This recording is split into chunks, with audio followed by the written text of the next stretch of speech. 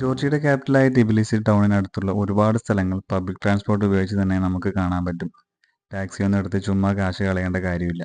ഇവിടെ ബസ്സിനായാലും മെട്രോനായാലും വൺ സൈഡിലേക്ക് one Larry എന്ന രീതിയിലാണ് വരുന്നത്. എത്ര സ്ഥലങ്ങളിലേക്ക് പോകണം, എത്ര റൈഡുകൾ ഉണ്ടാവും എന്നതനുസരിച്ച് ആദ്യമേ റീചാർജ് ചെയ്ത് വെക്കണമെന്ന് മാത്രം. കാരണം റീചാർജ് ഓപ്ഷൻ മെട്രോ സ്റ്റേഷനിൽ നിന്ന് മാത്രമേ ഉള്ളൂ. ടിബിലിസിയിലെ സൂ, അതുപോലെ Tbilisi museum, Mother of Georgia, botanical garden, bridge of peace, clock tower, Narikala church, ലിക്കി ബീച്ച്, അതുപോലെ മദർ ഓഫ് ജോർജിയക്ക് അടുത്തുള്ള തടാകം, ക്രോണിക്കിൾസ് ഓഫ് ജോർജിയ, ഇതൊക്കെ നമുക്ക് മെട്രോയും ബസ് ഉപയോഗിച്ചിട്ട് തന്നെ കാണാൻ പറ്റും. ഇത് പറയാനുള്ള കാരണം എന്താ വെച്ചാൽ ഞാൻ ഇവിടെയൊക്കെ പോകുമ്പോൾ പല ആൾക്കാരും ടാക്സിയിൽ വരുന്നത് കണ്ടിരുന്നു. പക്ഷെ ടാക്സിയിൽ വരുമ്പോൾ ഒരു കാര്യമുണ്ട്, നമുക്ക് കുറച്ച് സമയം ലാഭിക്കാം. പിന്നെ ഗൂഗിൾ മാപ്പിൽ നോക്കിയാൽ ഈ ലൊക്കേഷനിലേക്കുള്ള റൂട്ട് മാത്രമേ കാണാൻ പറ്റൂ. ഏതൊക്കെ ബസ് പോകും, ഏതൊക്കെ റൂട്ടിലേക്കാണ് പോകുന്നതെന്നൊന്നും കാണിക്കില്ല. പകരം അവിടുത്തെ ലോക്കൽസ് യൂസ് ചെയ്യുന്ന യാൻഡെക്സ് മാപ്പ് എന്നൊരു ആപ്പ് ഉണ്ട്.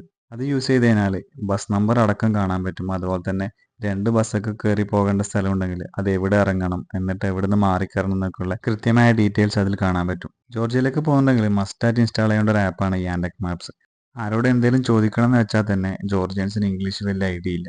ഇനി എവിടെയെങ്കിലും പോയാൽ ഏറ്റവും അടുത്തുള്ള സ്ഥലങ്ങൾ ഗൂഗിൾ മാപ്പ് വഴി തന്നെ നമുക്ക് നോക്കാം. ഗൂഗിൾ മാപ്പിൽ അട്രാക്ഷൻ എന്ന ഓപ്ഷനിൽ കയറിയിട്ട് ക്ലിക്ക് ചെയ്ത് കഴിഞ്ഞാൽ അടുത്തുള്ള സ്ഥലങ്ങളൊക്കെ അതിൽ കാണാൻ പറ്റും. ആ ലൊക്കേഷൻ എടുത്ത് യാൻഡെക്സ് മാപ്പിൽ സെർച്ച് ചെയ്ത് കഴിഞ്ഞാൽ തന്നെ ഏതൊക്കെ ബസ്സൊക്കെയാണ് ആ റൂട്ടിലേക്ക് പോകുന്നതെന്ന് കൃത്യമായി മനസ്സിലാക്കാനും പറ്റും.